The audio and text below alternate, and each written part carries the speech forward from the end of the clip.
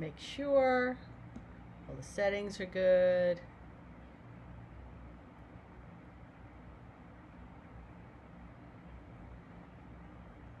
Yep, there's one.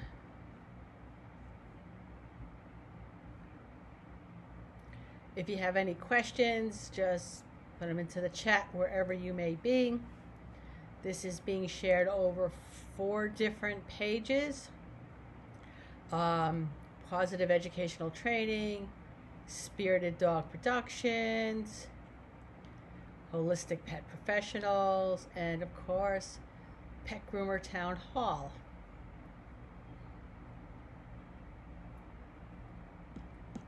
Okay.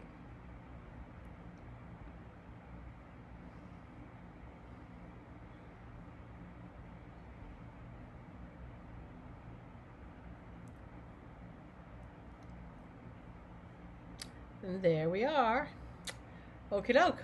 We're good to go. So I'm going to give it just a minute. And tonight's topic is going to be on what is referred to as the crab effect. Hey Angie, how's it going?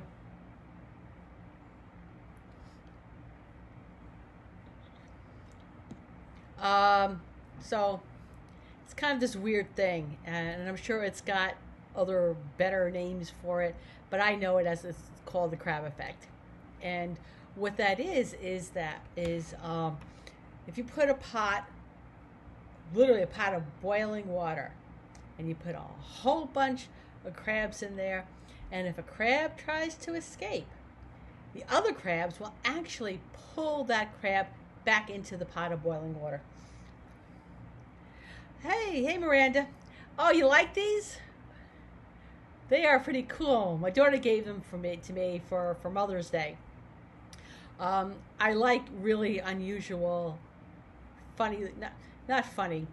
So what do I want to use? Extravagant, maybe earrings. Yeah. Uh, so I have some of the best earrings in existence. But anyway, these were from my daughter for Mother's Day. My kids know me well. So anyway, getting back to the crab effect, right? So so the question really becomes is why do the crabs do that, and how it relates to like people in around us is that if they can't have it, neither can you. All right, and that's really what it boils down to. Right?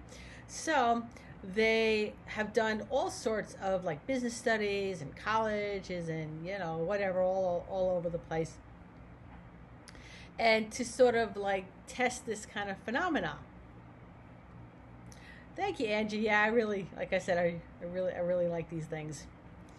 So to kind of test this phenomenon, and it's can be sometimes more than the it's sort of like the sum of our world. Okay, for example, we are the sum of our inner circle, and whatever our inner circle is, meaning our basically our 5 closest people, whether they're friends or their family, but basically the 5 people we hang out with the most. You will see if you take a good look at that group of people, they're all exactly in the same place. They do all exactly the same things, of course, because like attracts like. But that's where they're staying, unless you're in a group of people who really, as a whole, want to do better. Then you're just going to stay exactly where you are. So, I had a friend of mine. Um, let's go all the way back down to like 2003, when she decided she wanted to be mobile. Hey, Melissa. And so she hung out with these group of people, and they went out all weekend long, and they went to the bar, they went to concerts, they went to wherever they went, and they all bitched and moaned about how horrible their jobs were and how they wished they could do it. And then Beth comes along saying, well, you know what, I'm going to start my own business. And at first they were supportive, and then they started giving her a hard time because there were things she had to do. You know, she wanted to take some business classes. She wanted to take that appointment with the score officer. There were things that she needed to do that interfered with going out, and so they began sort of like cajoling her. Well, we're going out. You're too good to hang out with us now because now that you're a business owner. So what it really was is that they, as much as they were complaining about doing where they were in their life, they had absolutely no desire to do anything better. And in fact, when somebody in their circle was looking to escape the pot of boiling water, their job was to pull them back down to their level, because it's so much easier to tear somebody down. So much easier to say they're not going to do it. It's so much than it is for them to simply say, I want to do this too. Can you help me? Let's do this together. I'm going to start this business. So if that's the case, then what we really need to do is find better friends. All right. If anyone has any, what's the word? Any snippets they want to add to this, their experience, please do so, because you're not alone. We see it on Facebook all the time. In a group, somebody posts something and then they tear them all down because, it's easier to do that. I see it a lot, especially as a speaker within the industry. And while I personally have not really experienced it too much, I have seen it done to some rather big names in the pet industry, where people will just tear them down, like how dare they teach? What makes them so good to teach? They're putting themselves out there, so it's easier, instead of getting the education that you need, of looking for support from people in your life.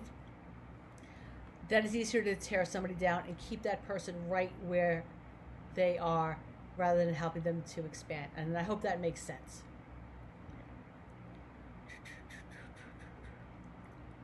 Okay. So Melissa says, the fear of seeing others succeed is what starts the whole syndrome. All right. So sometimes it starts with, they're telling it for our own good, because, they don't want to see us get hurt. Angie says, before we opened up the shop, two of my, and she's got this in quotation marks, good friends told me I'd be better off staying in the shop I was in, putting up with verbal abuse and paying 75% of what I made then to start my own business. Okay. Yes. Hello, Kelly. And Kelly says she likes to teach. And for those who do, if you like to teach, go do it. Right? There are so many opportunities to get started. And it doesn't even have to start like right up at the trade shows. Right? You have local groomers. Do something with the local groomers. Get your feet wet. Maybe something with pet owners. But do something. All right? And if you want to get into the trade shows, then talk to people who have already taught there, and hang out with them. Right? So where do you find better friends? Okay. You can, and this is what I love about Facebook. Absolutely adore about it. I mean, you can say anything you want, but Facebook has a lot of groups in it. It has a lot of different groups. Do you know how many business groups I belong to? Business groups that are not in the pet industry. Flat out, straight out business groups. All right? People from all different industries, and they talk with each other. How I did this isn't work. It's more camaraderie. It's more professionalism. Networking, somebody helping somebody else out, right? As opposed to, no, I'm not sharing my knowledge at all. Why would I do that? Okay. Erin says some are great, some are horrible, and I'm assuming you're talking about the speakers. And yeah, you know what? There's good and bad in everything. I don't care what industry you're in.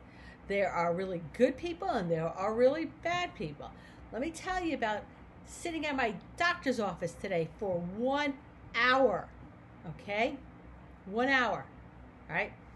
And I was sitting there for 1 hour because apparently the doctor had an issue with his car and couldn't get in there, couldn't get to his office. Meanwhile, there's now 5 of us sitting there, and the office manager is fully aware of this, okay? Yet said nothing to us, all right?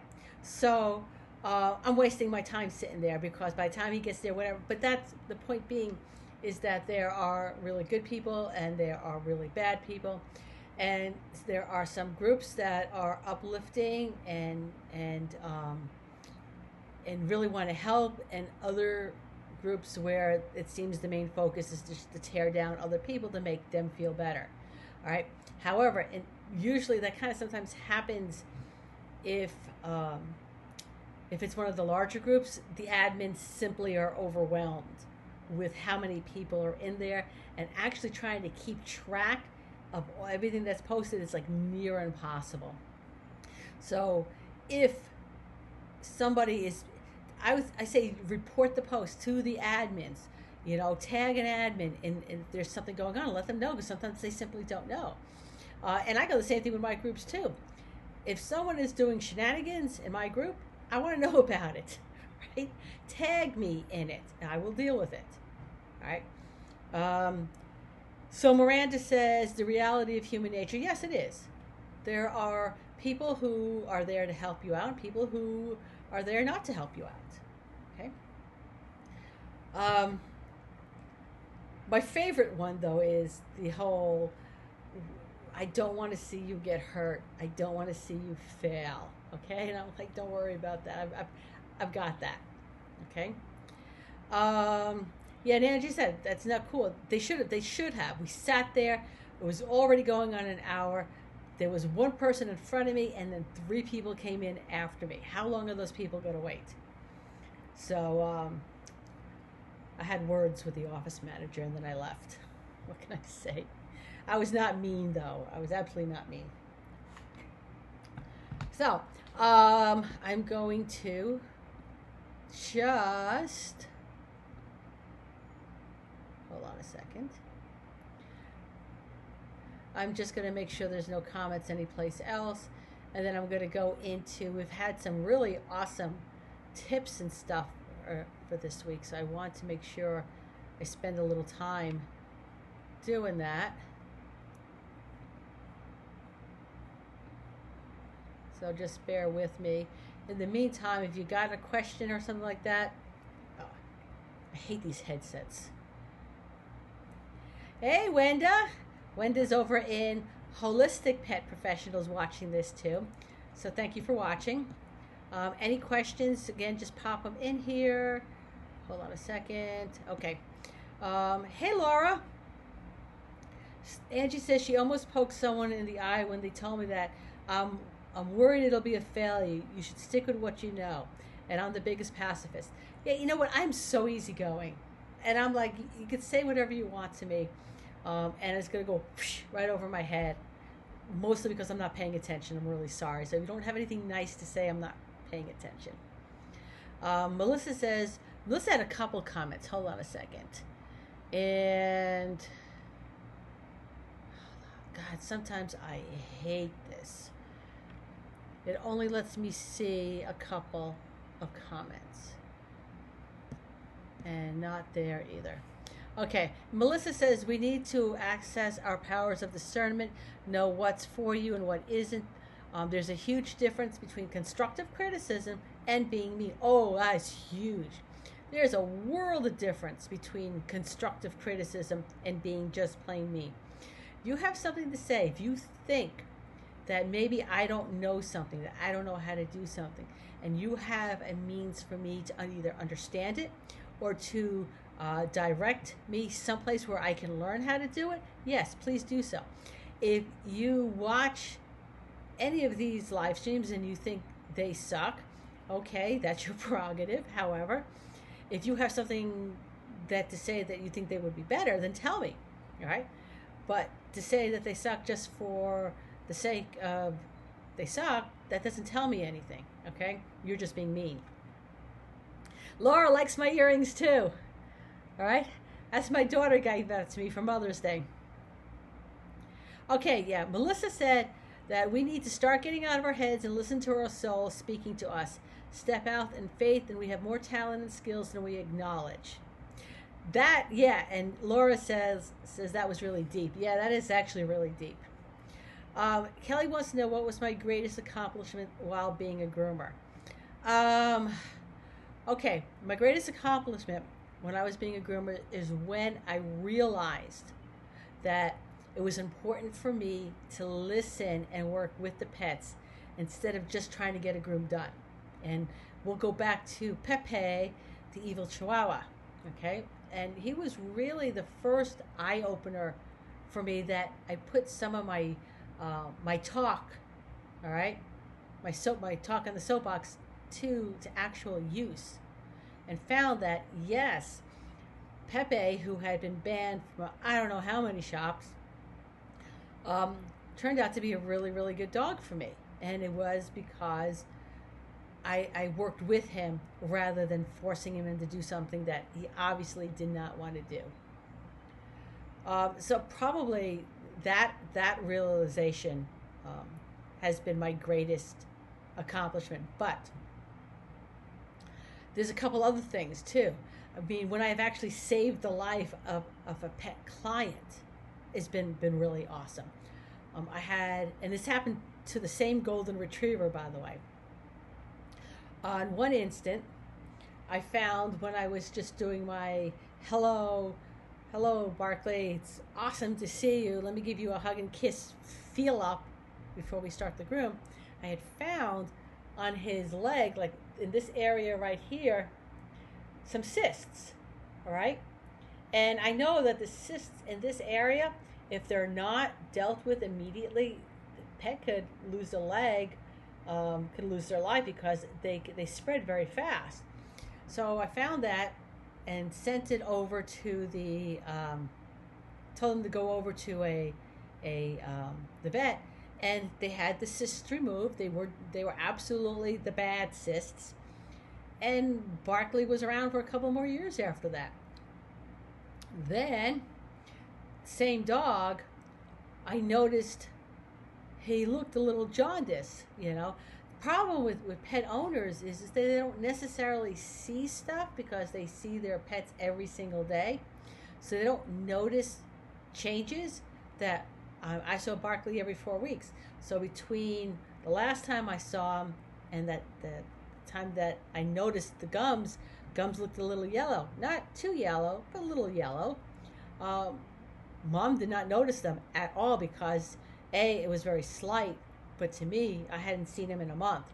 So he went and he was beginning some liver issues, some serious liver issues that they were able to reverse for him because, you know, he was treated very, very quickly. So if I have to look at accomplishments, those are probably it. I mean, if you kept me here for a while, I probably could think of more.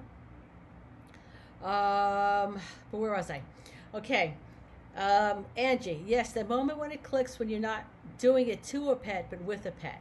That's, yeah. There's that huge difference. And it's why I've been so successful with cats, too. It's because work with them, not forcing them to do something. And once the pet gets that as well, it makes a huge difference in the way they view grooming. Okay? Now, is that possible with every single aggressive dog? Of course not. Okay? But there are so many pets out there that have issue with groomings because it's grooming will get done start to finish. It's the way it is.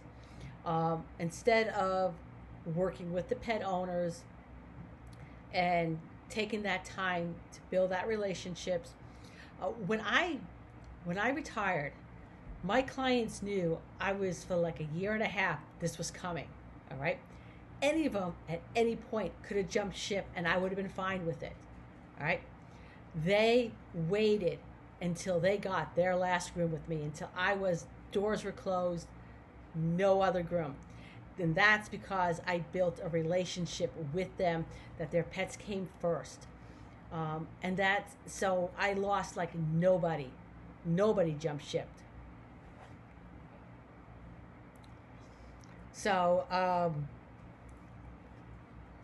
I just had a message pop up.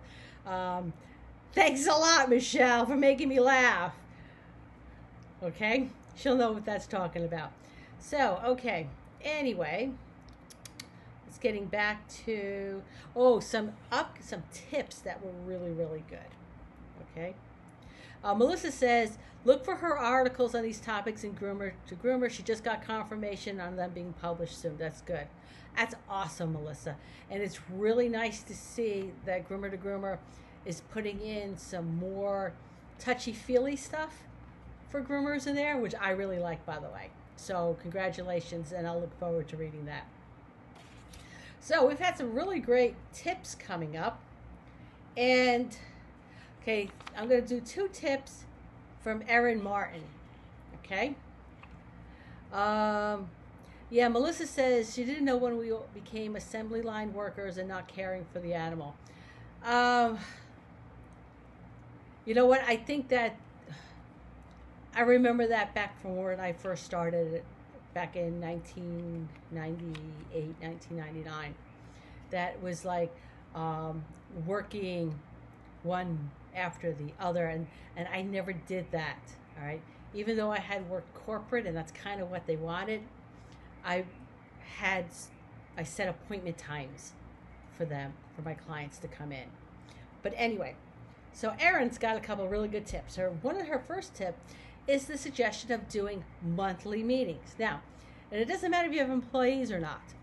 First of all, monthly meetings with staff is vital. You all need to be on the same page. If there's any issues that are coming up, you need to discuss that. Your staff needs to be on the same page as you. Monthly meetings are absolutely invaluable. But let's say you don't have employees, like myself. I don't have employees. You should still, on a monthly basis, have a meeting with yourself, okay?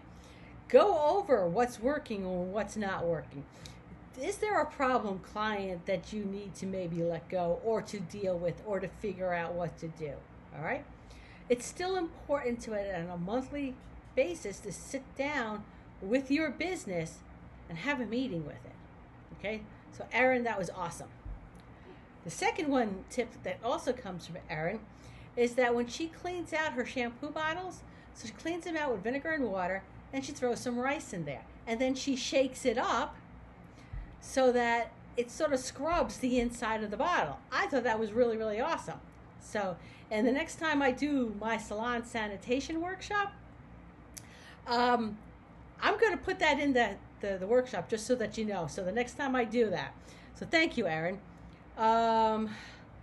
Erin says she writes a list of what to cover. I'm going to start taking notes on what was covered and said. That's really good too. You know what? There should be like this little, if you have staff, all right, you should have a binder, sort of like what corporations do, all right? So it's minutes of the meeting, what was discussed, you know? And so there's like documentation so that if there's any issue, you can go back and say, hey, you know, we discussed this on this day. This is what was said. You all agreed to it. And honestly and truly, if there were things that were being discussed that was fairly important, I would have employees sign off on it. So, what else do I have? And this is another tip, and I don't remember where it came from, but it was not from me. So if you have client cards, in the middle of the client card, they put the last 2 digits of the year. So like, if they were seen like this is year 19, they would put 19 on it, okay? And then I would imagine they're doing it in pencil so that if they're seen again in 20, they erase and put 20 on it. But the thing is, when you want to get rid of inactive clients, if the numbers are like front and center in the card, you just need to thumb through the cards and go, oh, well, this last time that I saw these dogs was in 2017. So that either means you pull the card and you put it in the inactive file, or it's an opportunity to maybe contact them to see why they haven't been to your shop since 2017. Now, maybe you don't want them to come back to your shop, and that's fine too. then that automatically goes into the inactive file. Maybe it was like a 13-year-old dog and the dog passed away. Maybe the people moved away. You don't know that, all right? So it's a good way to thin out your cards so that all what's there are your hand what's current. And Erin says, if it won't come off with rice, toss it and buy a new one. Seriously, yes. If you're shaking the bottle with the rice and the vinegar and stuff is not coming off inside, just toss it. Bottles are what? $2-3? It's a business expense. Okay? And they might even be cheaper than that. I haven't bought a bottle in a while, so I could totally be speaking out my butt on that one. All right, so that's it with the tips. Oh, wait, Kelly's tip is a dental brush for cleaning toothbrushes. Yes, cleaning blades. Those things are awesome. All right. They don't even have to be like fresh ones. They could be really toothbrushes that you're going to toss yourself that you're not using, or you could simply go over to the dollar store and buy them. What I like about the toothbrushes is that the bristles are soft, so it's not going to scratch the inside of the metal. So that's good. Okay, so we're coming up on the half hour, so a couple of quick things, sort of housekeeping I want to talk about. The first one is the next upcoming workshop for positive educational training is Barb Hoover's IC versus employees, things that you need to know to make sure the IRS isn't knocking on your door. All right. Understand that the IRS makes all determinations on whether or not it was intentional or not, and if they decide that it was intentional, they could audit you to the day you opened up your business. So that is really, really important. Melissa says recycle, upcycle what you can. So everything in my house doesn't get tossed unless there's like a second use for it. So it's a good practice to do that, by the way. So anyway, where was I? So that's this Sunday. If you are a member of Positive Educational Training, then that's included in your membership. If not, it's $47. Angie says UV light will freshen up the stinkiest room. We had a disgusting poop-soaked bunny today in a small room. Did a 60-minute UV light and the whole room was fresh as a daisy. Really good tip. UV light simulates sunlight, by the way. And there's really the best disinfectant out there is actually sunlight, too. So, where was I? There are, oh, and by the way, a membership is $30 a month for positive educational training. The next thing, real quick, is the program that I am beta testing, the 6-week intensive business program.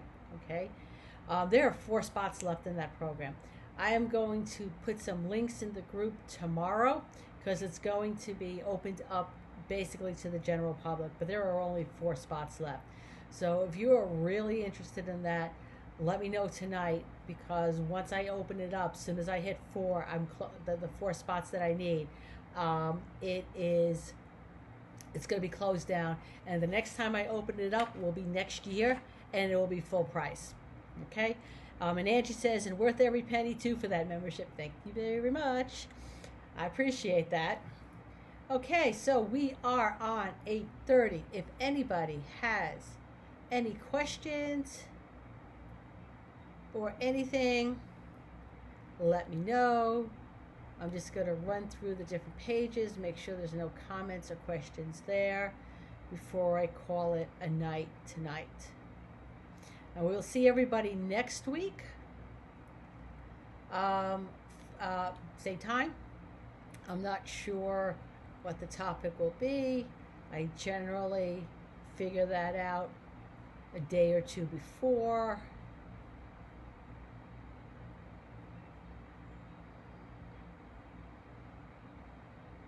And